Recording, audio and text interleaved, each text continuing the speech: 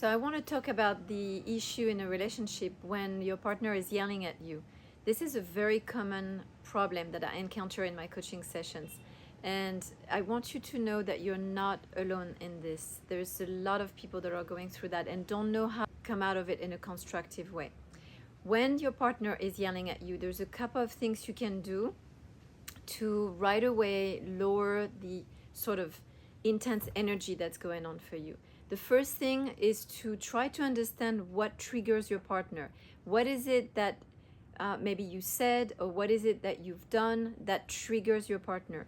Because when you know what triggers them, you can start to adjust a little bit in the conversation. As soon as you see them being triggered, you know what triggered them, so you can, not necessarily that you have to change who you are, but you can start to shift the way you're responding to calm the energy. So first, don't take things personally. It's very important. If you start to take things personally, you yourself are going to start to be reactive and maybe raise your voice as well if it's your style of dealing in a relationship with conflict. So don't take things personally. Identify the triggers so that the next time it happens, you know what might have triggered them. That's very important. Third thing that is very important to practice when you're faced with a partner yelling at you is to really be assertive immediately when your partner raises their voice, to be assertive that you are not going to stick to the conversation here if your partner is yelling. So being assertive means let them know that you're not willing to stay in the conversation if they raise their voice. Say it calmly, but say it very assertively. I am not willing to stay in this conversation if you're raising your voice. Would you be willing to lower your voice so I can continue to hear what you want to tell me? Very important. Another part of changing the energy when your partner is yelling at you is to use the I versus the you. Maybe you said something that triggered your partner.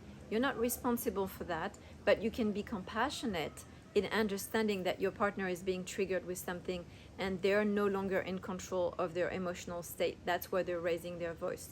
So using the I versus you, start to shift the energy toward you and give your partner a break for a moment.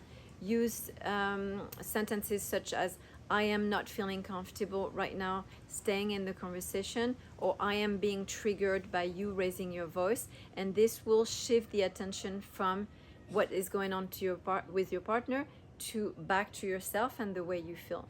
You can also use sometimes the sentence, I am not feeling safe here in the conversation, if you raise your voice. And very important point in being faced with a partner that yells at you is set your limit.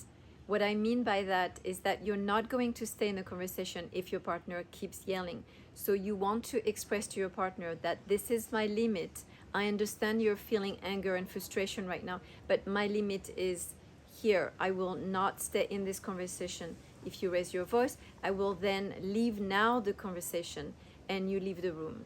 Don't stay with somebody yelling at you, because then you're participating to the issue here. Then if you're the one that has put the limit and left the conversation, you become responsible to go back to your partner at a different time when they're more calm and finish the conversation. So what I want you to know and feel inspired by today is that if you're being faced constantly, or even sometime with a partner yelling at you, there are strategies that you can establish to change the situation. You don't have to stay stuck in that situation where you're afraid to talk to your partner, or they become explosive and you don't know what to do. You put in place the few tips that I gave you. Remember, don't take things personally. Try to identify what triggers them. Express yourself in how you're experiencing the situation, and for sure set your limit, because you are also as responsible as your partner who is yelling at you if you're staying in a conversation where you're being yelled at. So this is about your boundaries, and this is about making sure you practice compassion to yourself first.